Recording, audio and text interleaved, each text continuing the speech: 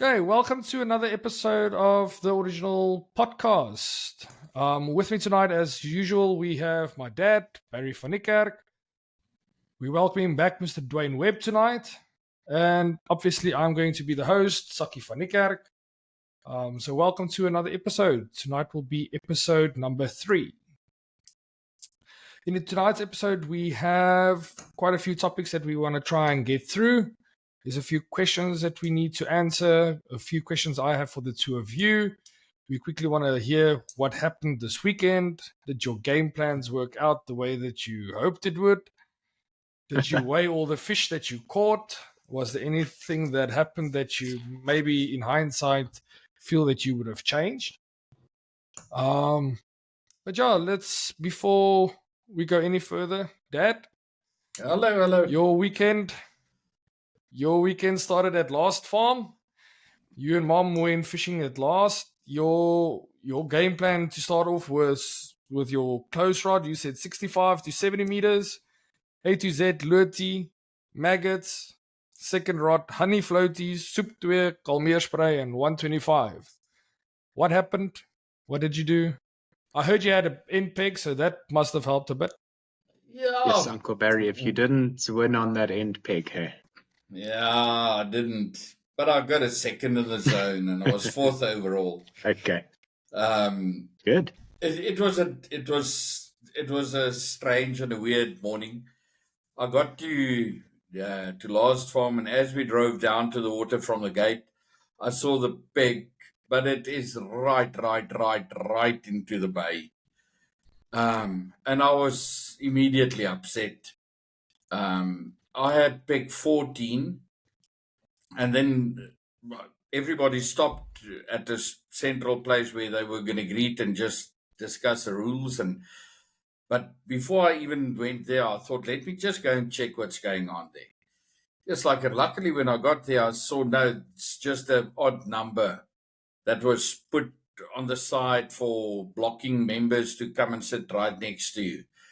So in actual fact, there were 2 pegs, and then it was my peg number 14, which was still very deep into the bay. But I said, well, at least I feel like it's fishable now, where the other one who I felt was not fishable. So I started, but immediately I said, I think the 70, 65, 70, somewhere around there, is going to be my deep rod. So I took that, and the other one I clipped in on 45. And that's where I started. The 75 rod never came alive for the whole day. I fished it till about, I'd say, 8 o'clock or just after 8, and I said, no, let me take one of my 14-foot extreme casters. Took one of that, and I sent it with a small weight as far as I could. The wind was very much from the front. In any case, so I put that, I'd say, more than likely in about 115 or somewhere around there, but with a very small weight, 0. And the other rod on 45 immediately started giving me some fish, but it was slow to begin, and eventually that rod started working, and after I had a couple of balls in, it started and it got better. You had about 8:45, 9 o'clock, somewhere around there. I caught my first grassy, small, but it was a grassy. The next one was a little bit bigger. Next one a little bit bigger, and it landed up that the. Which one is the one that we posted on Facebook? Was it the first one? No. Well, I can't. No, I think we only the first video that you. No, that was the big one. That was at one of 6.54 kilos. You don't get the idea that it's so big because I had to turn it. I don't want to lift it out of that net. Just now, it jumps out of my hand. It was the biggest one was 6.54 kilos eventually. So I had that one. I had one of about 4 kilos and two of about 2.2, 2.5, somewhere around there, and then a couple of small ones. But in any case, so the 45-meter rod worked for me.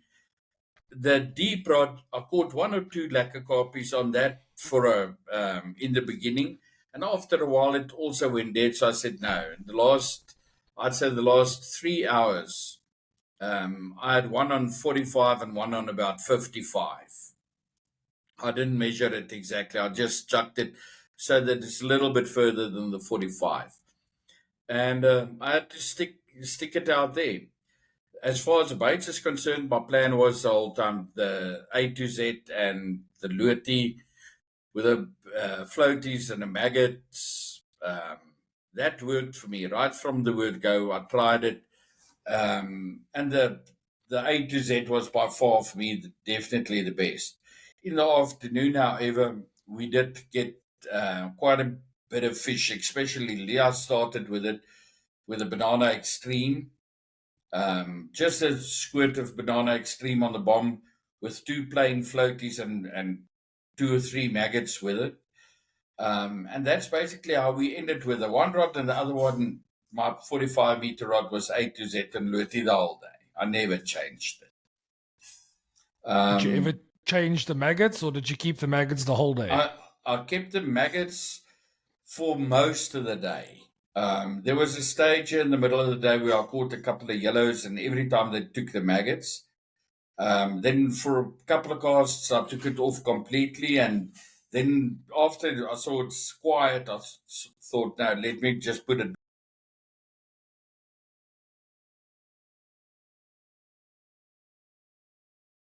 alone. The floaties that I used was a plain all sorts. Mr. Webb said last week he doesn't like the flavored ones. So I thought, let me try it. And I caught fish, so I couldn't complain.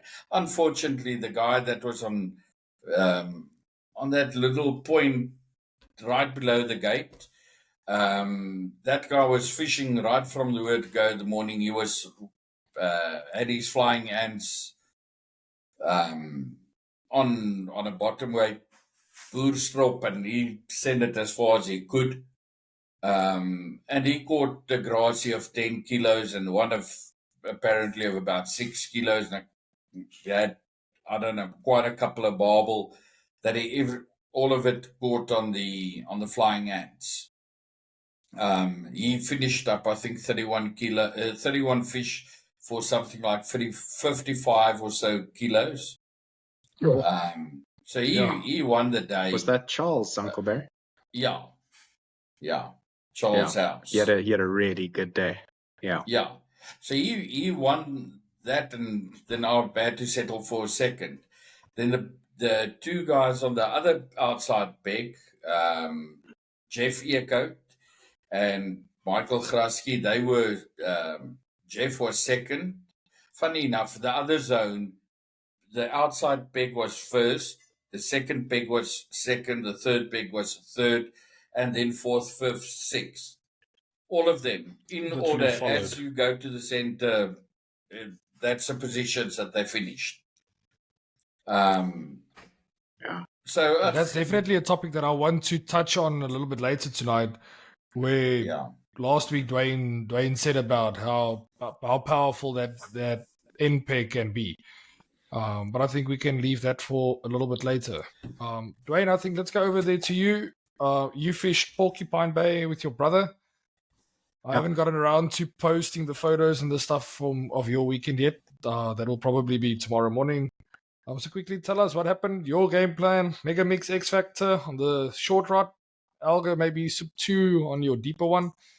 What was the actual thing? So we got to the water, I fished Porcupine Bay the once, and we fished deep into the bay. So we spoke about the closer rod and the deeper rod last time, and that there were big fish kind of to be had. But this time we pegged at a way different part of the venue. So we pegged more to the left out of the bay, where it makes that long straight and then that curve to the right into the bay. So the distances kind of weren't appropriate as I planned it. So I kind of adjusted it on the day. But it's a big topic, is the end peg that we're going to get to now. is the way it kind of pegged was it makes a long straight for the majority of the venue. So from the graveyard to the right, it makes a long straight, and then it makes a curve where it starts going into the bay. Now I drew peg 15. There were 18 anglers. So to the right of me was my brother's Lighty, then it was my brother, then it was Yusuf de Beer on an end peg. So you've got a Free State Springbok, you've got a very hard day ahead of you. You call it the boss. But yeah. So, it's kind of ironic that we spoke about the topic last week of knowing, well, settle for second place.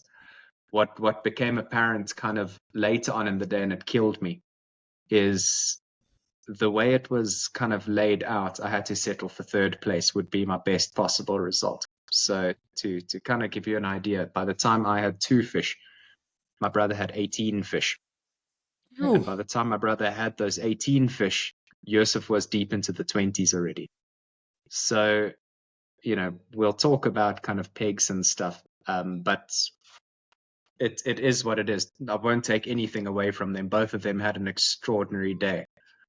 But kind of to my own frustration and negativity that I had to get over, I had to kind of settle for, you're not going to beat them on the day. So the water that we were pegged in, it was deeper on the straight, and where it made that turn, Uncle Barry, you spoke, it makes a bay for a reason, it makes a turn for a reason. On a turn, you're in shallower water. In the straight we were at was deeper water, and there simply wasn't as many fish in front of us. It was a topography kind of issue. I had an extremely, extremely slow start. I fished a 65 and an 80 is how I started. I didn't go anything deeper than 80 because the water was too deep. The 65 trickled fish, and on no other distance could I get a bite. So by 11 o'clock, so halfway through the day, I had 5 fish. And I was kind of competing in my zone pretty well if you take my brother and Yusuf out of the equation. And then, it was just, your mind's a strong thing. I think I was a bit down in the dumps and sad that I'm not catching as many as they are, and a third place kills me. So eventually I just made a bit of a mind shift and said, well, this is how it is. I'm going to see how many fish I can pull out of this water. And even though I've got people in my zone to the left, I'm going to try compete with this entire strip and see how I do. So what I did was to try get the fish on the bite. I started fishing much bigger bombs, much heavier dip, fished the 65 as accurate as I could. And with the other rod, I did it 60 meters. So I moved it 5 meters closer so that I could at least stagger it and make a wider feeding spot. And the lights came on and I fished it hard, and I ended with, 5 fish at 11 o'clock. I ended with 38 fish for 19 or 20 kilos. The closest on the rest of that strip was kind of low 20. So I felt pretty good about it, even though the position was quite bad for the zone. But yeah, there's some days you're not going to win. Yeah, I felt good about it that, in half a day, it was 33 fish with a spot that I didn't feel too good on. So, it's how the cookie crumbles. I won't take anything away from my brother. He got 52 fish for 40 kilograms. Yusuf pulled out 83 fish for like 60 kilograms or something. So whether you're on an end peg or not, that takes an extreme amount of talent to do that. It's hard work. We've all caught something in the 80 fish in a day, and you know how much kind of skill that takes. And 60 kilograms on top of that, don't take anything away. That was a huge performance, Yeah. For some reason, I think the X Factor didn't work, which is, it's a once every 10 years occurrence that X Factor doesn't work. But what I did was I ended up taking the fluoro out of my game plan. I don't think the fish wanted it on the day. On the 65 spot, I was fishing Voldam and Honeybee, that like strong honey dip of yours, Uncle Barry. And on the other one, I was doing freezing banana and luti. So more the fruity stuff is what I ended up on, and I took the fluoro away. That seemed to work for me. I fished a plain all sorts float on a plain white on the bottom, an orange one on the top, and that was kind of the recipe for me. But what I really did was fished it accurate, big bombs for the first while, and a lot of dip. My plan was just to drag all the fish away from everybody else and try to get them to my spot. That's all I could do. Okay, so now let's open up that can of worms where we said about the end peg. Dad, you had the end peg, so I think on Friday evening when we knew you had the end peg, we were both quite excited about it. I thought it's the first time in a while that I know that you got an end peg. You don't usually get the luck or the privilege of sitting on the end peg. Duane, and when I saw your message the first time, and I saw you said that there was no way that you can compete against those guys on the end. Why would you say, why is the end peg so strong, Dad? Let's start with you. Why in your opinion would you say that it's so strong, and why did it not work for you this time? Okay, I'll first tell you why I think it didn't work for me this time. I think it's just a matter of when you're on the end peg, you've got water to one of your sides, you've got quiet water, so you can fish towards that. I think the peg, unfortunately, might just have been a little bit too deep into the bay. It was a really far in, so I could, if I turned my rods anything any more into the bay, I would have had to look for the actual riverbed that runs at that little stream that comes in to fish in that. Otherwise, you would have been in 1 or 2 feet of water. It was really shallow. So before we started, I walked into the water and I saw that it's getting deeper very, very slow. But still, I decided that if I'm going to fish it, let's see. And I took that decision on the 45. But I think the proof was on the other outside peg. A person must always remember that there's 2 outside pegs. Mine, I felt really I was hampered a little bit. But on the other hand, I can also say that the afternoon when the wind turned a little bit and it blew into that bay, definitely that's when those fish, when the fish really started biting and it was going a lot better. I was far behind in the morning also. There were definitely less fish in the bay than out of the bay. But I think that the main thing is just that you got quiet water on your side that hasn't got the pressure.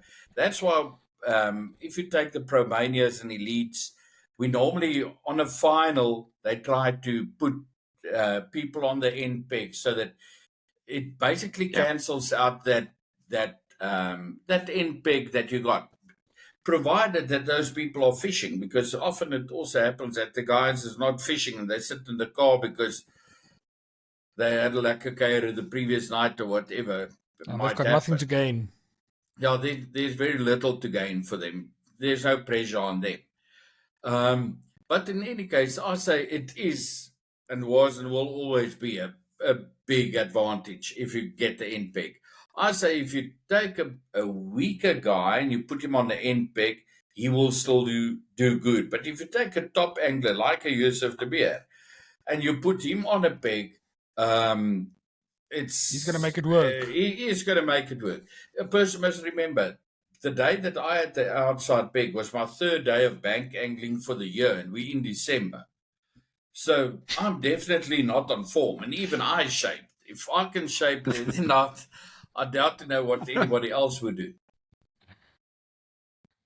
Duane, in your opinion? Yeah.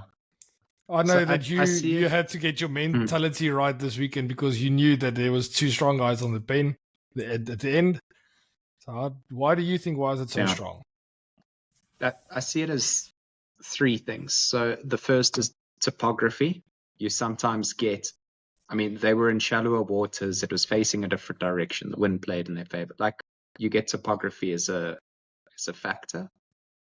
The second one, I think, is the pressure on the water. You know, think of if you go practice before a trials and then you actually fish on the day. You go from being the only guy on the water, or maybe there's 2 or 3 of you, to 150 or 200 people on the water. That has an effect on the fish.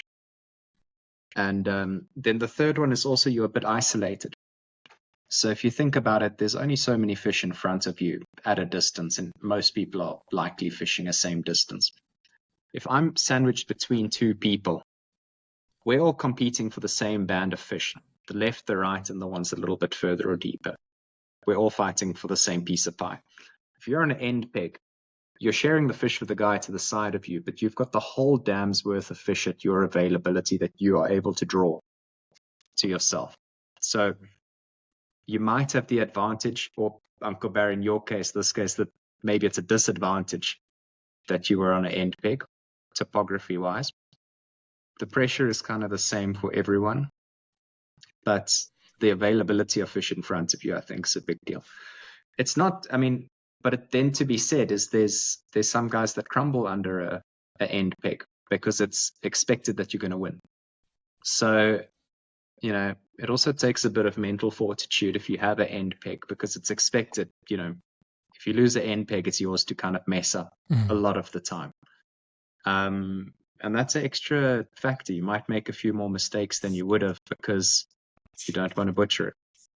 But yeah, I think it's really great what they do in like the elites and the Promanias to block out that end peg, because this weekend aside, no matter what, the end peg's got some kind of an advantage. That's why I also think it's very important for a person to. There's only 2 guys that can get the outside pegs on a day. It's more important to try and figure out how to work things out when you haven't got the end peg. And that's invariably where it comes in, where I say you very often find that casting makes a big difference in those scenarios. That's when you will find that the guy that can outcast everybody, the Johnny Long cast, for instance, why will he always do? He doesn't care where he sits because he knows he can go 20 or 30 or 40 meters past the guy that's next to him, and also have that unique area for him and find a area where he can pull the fish to, and all the fish in that area will come there because there's bait. And that's why I always say, if you're good, if you, for instance, fish league, where a club or essays, but essay you rotate a league, and a normal league for a club, I will, and we've done it in the past, always put your best casters in the middle in C and D zone. That's when we were still 12 in a team, but we'll put them in the middle zone and let them go and fish far. And the guys that is normally catching the plenty of fish, the Duane Webbs that like this close fishing, or Jean Laram, that's good with that can fish at spot accurately and nail the quantities. That's the people that you put on your outside pegs, as far as I'm concerned. I just think that's when the casting makes a difference, if you're there in the middle. Yeah, no, definitely. Yeah. Like Duane said, it gives you just that different. If you can cast further, your bait will be the first bait that the fish can go through. So if you sit on the left, you are the first bait that all the fish on the left will get to your bait first. If you sit on the right, all the fish on the right will come to your bait first. If you cast the deepest, all the fish in front of you, your bait will be presented first before it has a chance to go to anybody else.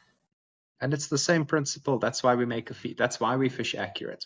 Is you fish accurate so you can make a feeding spot. You make a feeding spot so you can draw fish. If you're fishing in a spot that no one else can get to, or in a spot that's more isolated, you're just drawing more fish to your spot and not to your competitor's spot. It's all the same principle. I've had the opposite in a trials before, Uncle Barry, is that Sometimes the egos get the best of people and they fish deeper than they need to. Sometimes if you fish closer than everybody else, you isolate the fish to yourself. 100% correct. And that can definitely happen. I've always, in my young years, where everything was competitive, and I just wanted to do the best I could possibly do. For instance, when we fish trials, I would decide what I'm going to do, and I would, let's say, for instance, we fished at those years it was Brewer. What's it now? Leeuplaas. At Leeuplaas, you get in, the fish are going to be very far out. Or there's days where one specific year where the water was very low and we knew the fish were very close in the morning and then move out later. Then I would get to the water, stop, set up my rods, and get my. Those years I was still fishing with 15-foot rods. Take those two 15s and put them on my stand. Although I know I'm never going to use a 15, so I've got no intention to do it. Then I will quietly stand there at the back, get my small rods ready, put them. Those years I had the Toyota Venture, put them inside the Venture with the rods, the reels on, everything ready. And the moment when the hooter goes, now everybody around me watched me. They knew Barry's got his 15, so he's got to go far. Now everybody prepare themselves. In the meantime, the moment the hooter goes, I pick up the first 15 and I'll go and put it on my stand at the back, and I'll take that small one out of the car, and you cast it down 45 or 50 meters. And it baffled everybody. You quickly top 2-3 fish, on close by, and immediately you see everybody take their big rods, take it out, get the small rods, go in. The moment when they bring their small rods in, go deep. I take my 15s and I'll say, okay, I've caught those couple of fish that were in front. Let me go out far. And it's mind games that you play with the people. And at the end of the day, I'm not like that anymore. But I used to be. And it did work. I agree with you, Duane. It's a funny tactic. Yeah. Okay, but we've only got Duane for a little while tonight. So there's one of the topics that I really want some of his input. Duane, I got a question on Facebook where Kobus Venter asked us about the different traces and stuff like that. And we always, at this point in time, you said you fish a rietvlei whenever you can, as often as you can. And it's only on those days where you really have to use a Valdam trace, you'll go to a Valdam trace. But something that he mentioned as well was a baby shoe. And I haven't been fishing for a while now, so I don't know. I know that baby shoe used to be a thing. I know for a fact it's not a thing anymore, but I've got no idea why. So can you quickly run through what traces you use now, a little bit more in depth, when, why, and what do they look like? I know that you have a few there with you. I have some, but I have to take them out of the packets. So I've got a rietvlei and a Valdam here. I know we also spoke about the links last week, and maybe not everyone knows what a link is.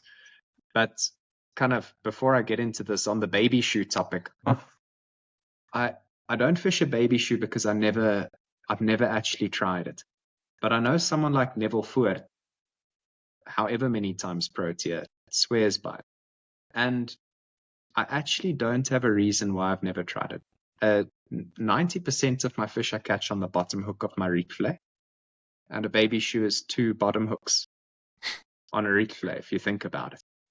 So I actually don't have a rhyme or reason as to why I've never tried it, because in theory it sounds like it works. I've just never learned.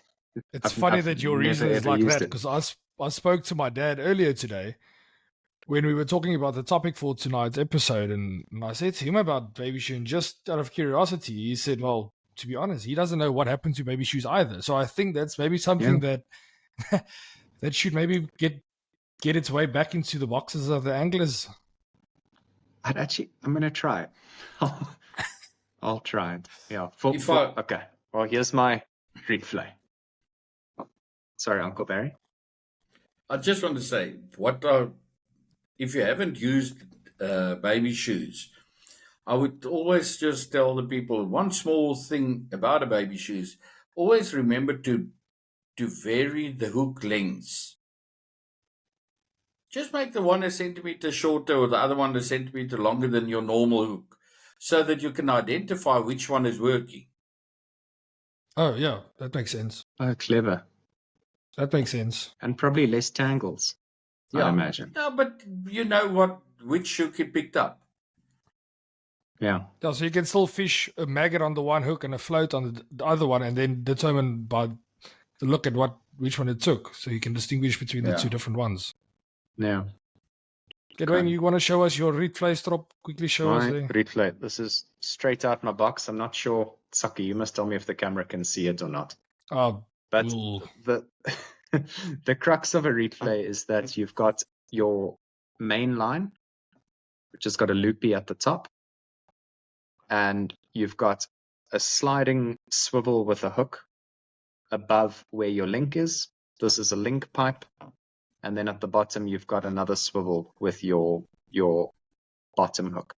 How I fish this is I fish at a 28 centimeter main line. It's an 18-pound double X white. I fish a size 16 swivel. And to the hooks, I fish a 10 centimeter hook line. It's probably too thin to see on the camera, but it's a 10 centimeter hook line. It's a 9-pound double X Platinum Plus and a 08 hook that I snell at the bottom.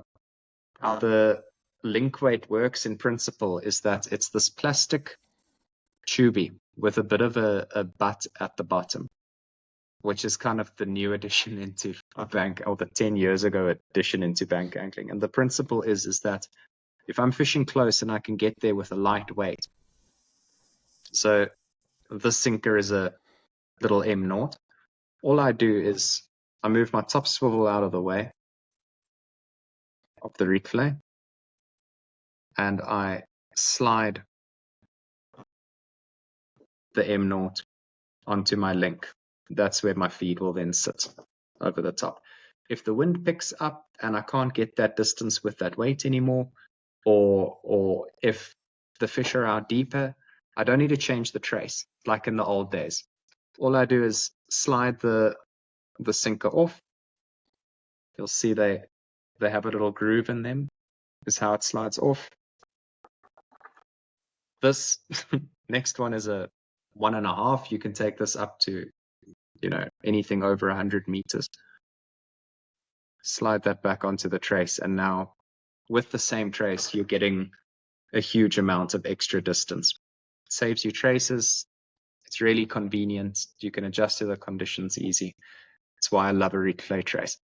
If I can ask, what's the reasoning behind why would you go to a lighter sinker if you can? What's the reason? Why do you want to keep your sinker weight as low as possible?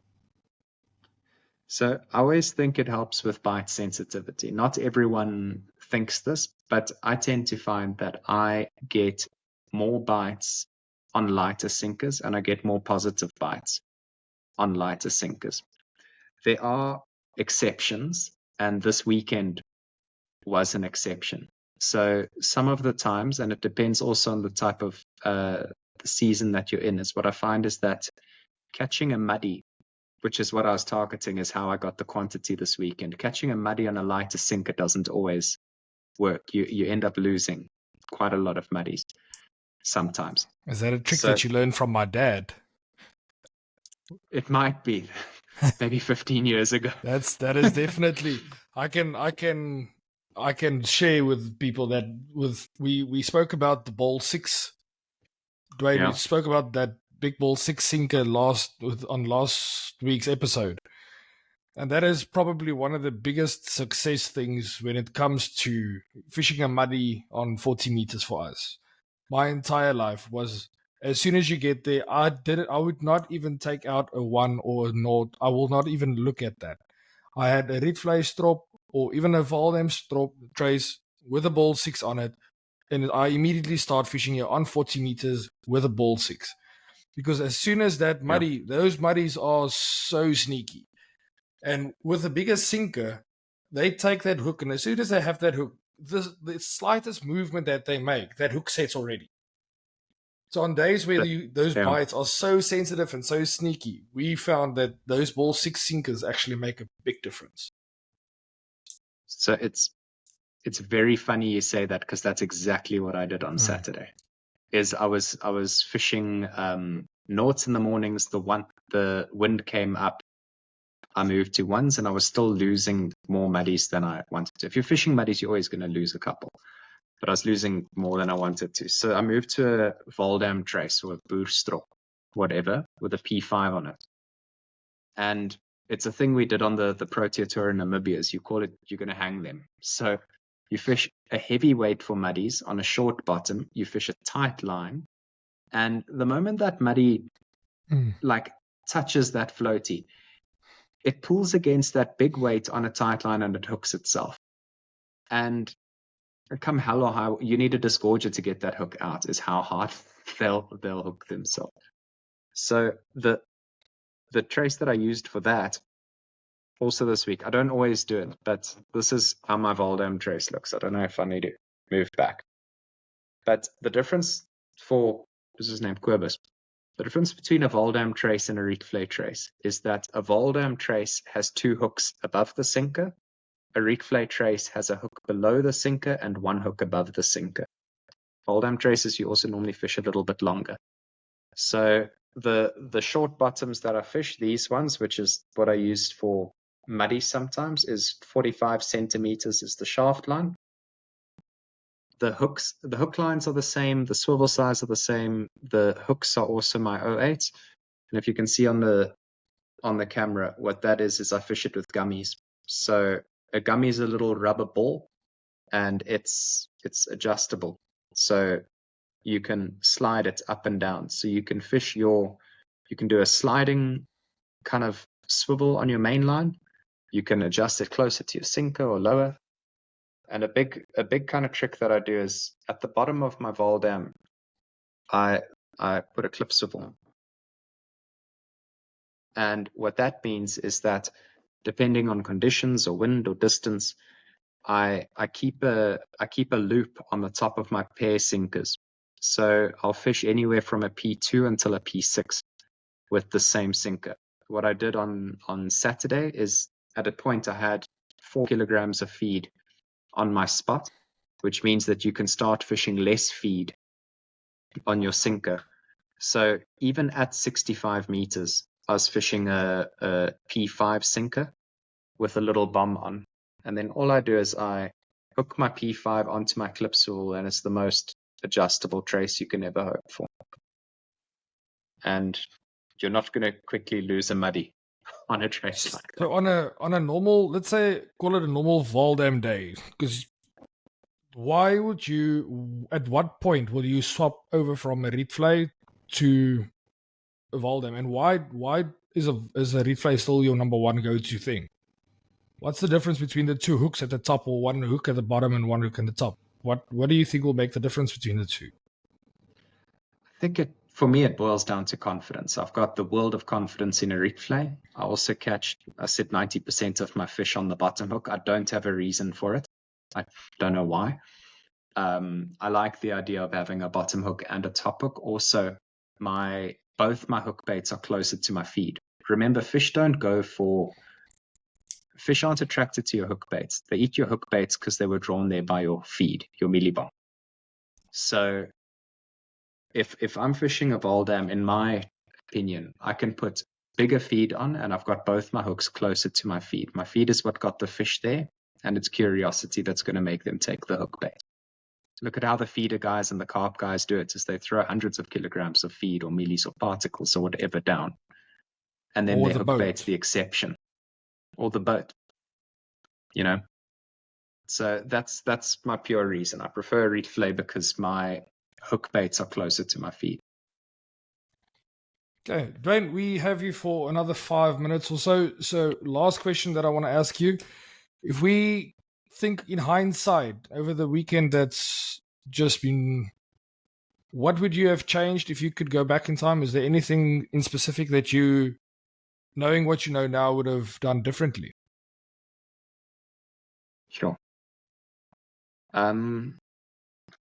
Fishing wise, when it clicked, I wouldn't have changed a thing. I think when everything kind of settled, I pulled as many fish out of that peg as I possibly could have. What I would have changed is, I'm quite competitive by nature. So to get there on a day and know that, well, you're not going to win it. Even best case scenario, it's not going to be enough points to kind of contribute to your overall BMT or to higher, whatever it is. It kind of got me a bit down in the dumps and in the gutter, and you start doubting yourself. It's human nature to kind of doubt yourself. I had to wait a couple hours and have a very strong talk to myself before I kind of adjusted the strategy and started fishing well. So in hindsight, I would have accepted my fate a bit earlier, not been sad or irritated about it, and just got on with it. Fishing wise, I wouldn't have changed anything. Yeah. Cowboys don't cry. Cowboys don't cry. Right. No. Quickly tell you, you say you were down in the dumps and everything. Sunday was a different story for me. I got to the dam and the guys around me just outfished me from the word go. I got the first fish on the bank, I think, about 2 minutes past 7. And we all know, if I say we, our family's got a thing. Whoever gets a first fish is going to finish last for the day.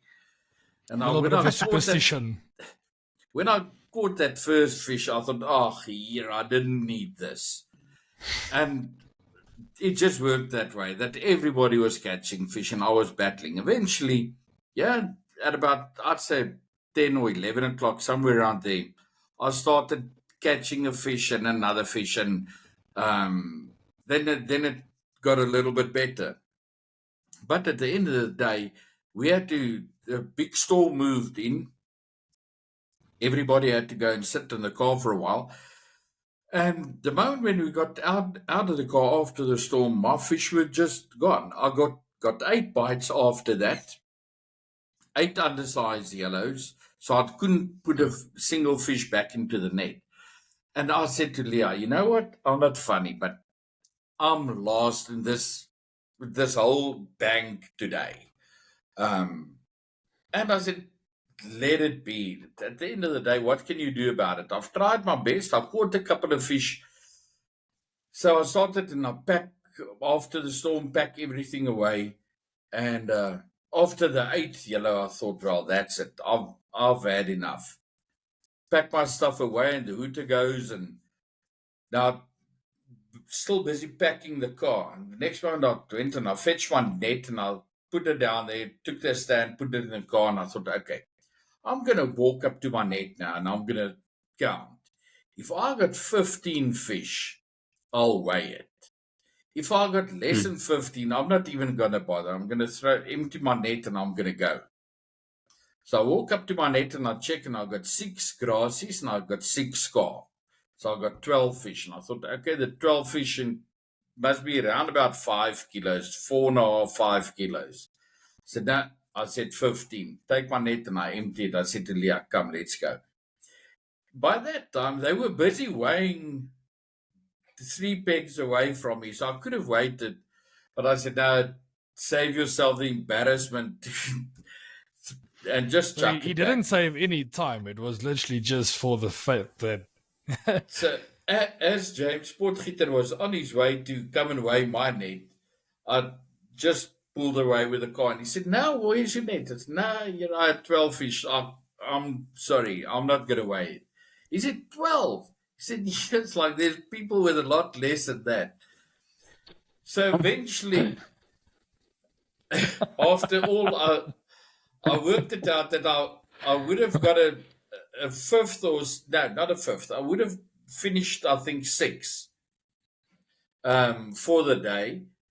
But it just shows you, I was just so down in the dumps after those yellows that I just said, I've had enough. Call it quits. And it was a mistake. But cowboys don't cry, like Saki said. Yeah. But in any case, it Where? shows you mind games. If you're not on top of your game, it can even catch an old fool like me. Oh. Yeah. You know, Okay, and it's a sorry, Saki. It's a question that non-fishermen always ask. They say, you compete for fishing. What? But it's all luck. Yeah. It's not. old It's luck thing. it's all, how I see it is, it's a lot of little things done really right. And the more things you do right out of a big tick list, the better. And if you without realizing it, if your mind's in the dumps and if you're negative about it and you think, well, I've thrown the day away, you do less of those little things right. You make a few more mistakes, you throw a mealie bomb off, you don't cast as straight, you question your distances, you don't build a spot. It's all ripple effect of things that go wrong. So kind of mental toughness is a huge thing in competitive angling. I say luck has definitely got a massive part to play in competitive angling. And the luck, as far as I'm concerned, is all about that number you get. If you draw it out of a hat, or if they issue it on the computer, or whatever they do, that part is luck. But after that, I say skill. Yeah. And the odd grassy that swims by. Now you want to tell me that I was lucky with my 6 kilo grass. Thanks, Duane. Hey, I thought my brother. Yeah, my brother's was 8.4, and I haven't let him live that down. I had to net the damn thing for him. He rubbed it in my face. Wow, did you actually skip his fish for him? Yeah, I remember catching I remember catching a 7.2 kilogram carp as a junior in trials with my mate Duane sitting next to me and leaving that for me to skip it on my own. I have no recollection. I'm sorry. I'm sorry for 15 years ago. We fished at Staines. Really? Matthew McCulloch to my left, you to my right, and both of you sitting there on your chairs looking at me, and I'm sitting there. I'm struggling to get this thing in the net. 7.2. Up until today, still my biggest carp. Yes, sorry, very long now. The main picture on our ad. Yeah, when we were still advertising in the Bank Angler, there's a photo of me still. Really? Yeah. Sure. I'm just glad at least now you skip for people. At least now you skip for people. So I'm happy with that. Yeah. But it's only for his brother. Oh, well, it's at least for someone. Yeah. We're getting there, slowly but surely. Slowly but surely. Okay, Mr. Duane. I know that you have another call that's waiting for you. You've got a busy week. I think it's probably your last week at work before the little bit of a break for you. Yeah. Is that what's happening this week? And last week at work, and all the work's international. So we work in the day, and then the calls with overseas start at night. So no rest for the wicked. Yeah. It's 1 week and then you can fish. I wish we could talk longer. I have a lot more fun here than I do on work calls. I promise you that. Okay, well, my dad and I, we will still continue for a little bit longer. But Mr. Duane, thank you for taking time out of your busy week. Like you said, it's going to be the busiest week of the year for you. And still, you took out almost an hour out of your time. So we really appreciate it. Thanks a lot, Duane. I appreciate it. Thank you very much. It's a lot of fun. Okay, skies, ons het gou net vir Duane gegroet. Ons is nou weer terug op die lug. Ons gaan hierdie volgende insetsels met 'n bietjie in Afrikaans doen. Dis altyd vreemd as ek my pa met mekaar Engels moet praat, so ek dink Dad, ons gaan maar 'n bietjie oor na die Afrikaanse taal toe. Moes dit om Afrikaans te praat hier in Vietnam, so is altyd lekker om met pa 'n bietjie te gesels. Ons 'n paar goed wat ek met pa wil gesels rondom wat voor lê. Ons wil definitief het ons mense gekry wat vra oor die bootkompetisies en of ons 'n episode gemaak oor boothengel. En ek dink dit sal nogal van waarde wees, self vir die mense wat van die oewer af hengel. Daar's baie goeie inligting wat mense het van die boot af. Dis maar 'n ander mindset, maar op die einde van die dag het kom af op dieselfde tegniek. Dis dan maar net jy tackle het bietjie anders en jy het 'n bietjie meer voer in die water. So is pa bereid om so 'n boot episode te maak? Want ek sal definitief kan ons doen. Dit is nou maar deesdae waar my passie lê.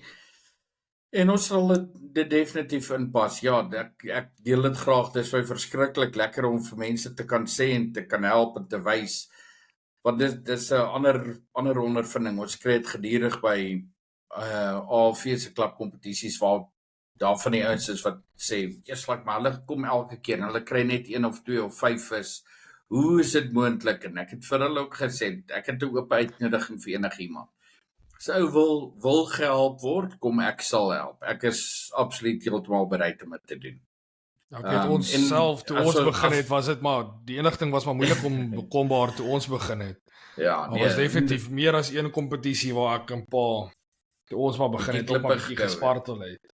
Maar nou moet ek ook by sê, dinge het redelik verander die laaste paar jaar. Toe ons begin het vis nog getel en jy het nie nodig gehad om net gewig te jaag nie. So ons het op daai stadium met ons byvoorbeeld baie die papgooi styl geprobeer hengel, om hierdie jong karpies en goed te kry. Deesdae is dit glad net nie moeite werd om te sit in 'n sak vol maddies te vang of om 'n klomp 3 of 4 of 500 gram karpies te vang. So ons teken hulle glad nie.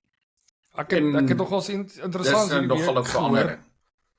Ek het sommer net iets interessants hierdie week gehoor. Ek het ook 'n potgooi geluister oor Amerikaanse pro angling en goed soos dit. Waar hulle al die jare gesê het dat hulle weeg jou top 5 vis vir die dag. So jy het 'n 5 vis limit en dan sê jy vang vis en dan weeg hulle nou mos jou die swaarste 5. Soos met die bass. Nee, ja, dit is uiteindelik nou dis die bass. Maar wat hulle okay, sê is met die bass, gaan hulle die reëls nou verander waar daar gaan 'n afdeling wees waar dit gaan meer wees as die papgooi is, waar jy kry 1 punt per vis en 1 punt per kilo. En hulle sê dit gaan die hele game vir hulle change. Hulle sê wat hulle het nog nooit in hulle lewe gegaan om te kyk hoeveel vis kan hulle vang in 'n dag.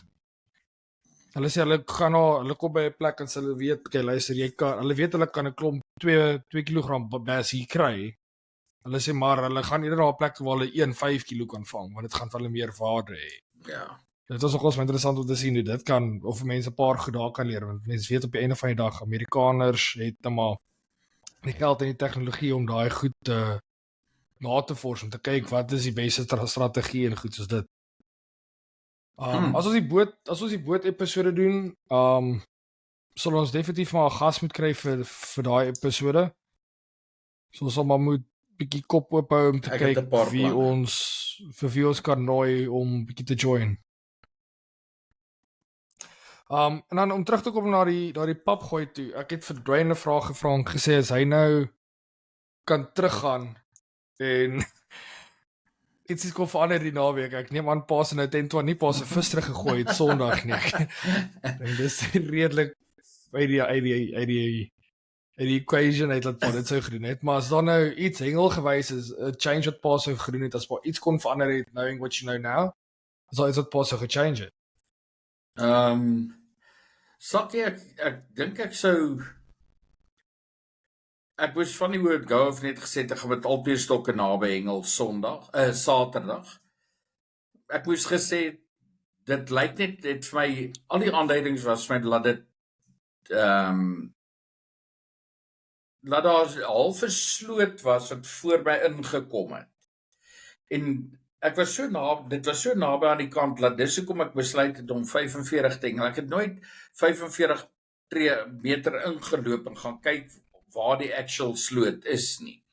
Wat ek miskien ook maar die oggend kon gedoen. Ek het so een keer gestap en toe my broek se pype begin nat word, dis ek okay, dis alright, ek gaan hierdie 45 ding doen. So wat ek persoonlik dink is ek moes gegaan het en gesê draai okay, hengel albei op 45 of 1,45 en die ander 1,50 en ek moes hulle net harder gehengel het. Ek het begin en nou sit 'n ou met daai jy hierdie twyfel in jou gemoed en in jou hart, jy's nie regtig oortuig van wat jy moet doen nie. En ek moes net gestiek het en gesê, weet jy wat, dit is wat ek het om te doen en dis wat ek moet doen en wat ek gaan doen. Ek het gehoop om muddies te kry. Ek het regtig waar gedink voor die tyd dat ek gaan 'n klompie maddies kon vang.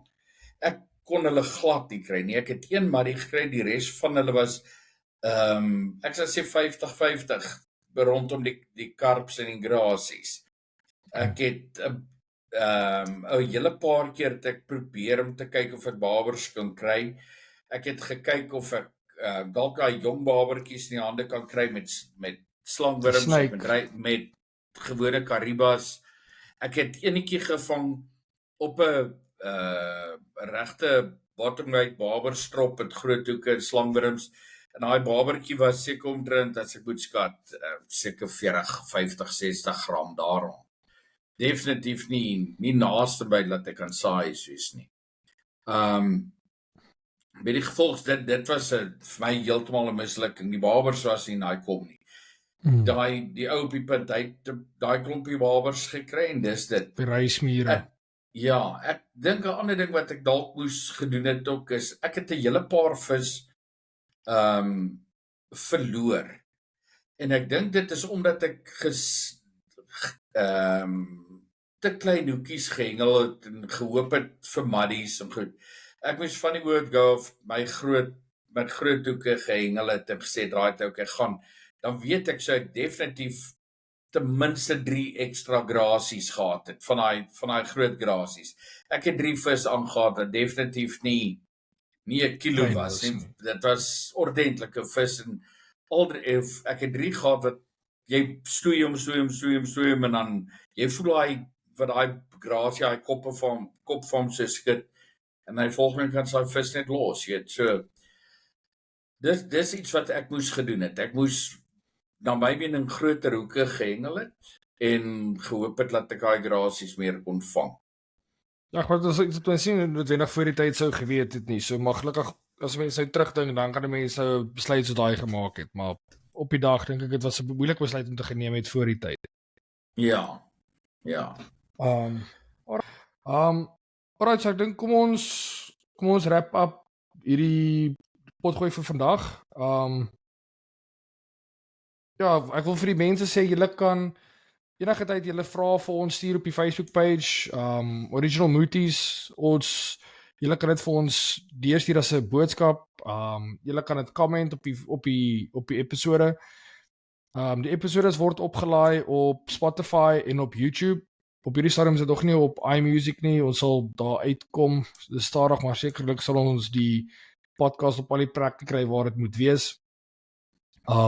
Ons is in die proses om die tegnologie rondom die podcast uit te sorteer. Dit is nou maar ongelukkig 'n moeilike storie waar ek in Vietnam sit en my pa sit in Suid-Afrika. Maar ons sal dit, ek dink ons sal daarby uitkom. Ek dink met 'n bietjie geduld van die luisteraars af sal ons dit gedoen kry. Ja, ek hoop hierdie podcast help daarom die paar mense wat hooplik op die pad gaan wees. Hulle kan altyd bietjie na 'n podcast luister terwyl hulle die lang pad aanvat. So ja, dankie dat julle ons gejoin het vir nog 'n episode. Ons probeer hierdie episode op 'n Dinsdag aand uit te kry. Ons rekord dit op die Maandag aand. Dinsdag sit ek probeer hier goed gou mekaar slaan, en dan probeer ons 'n Dinsdag aand.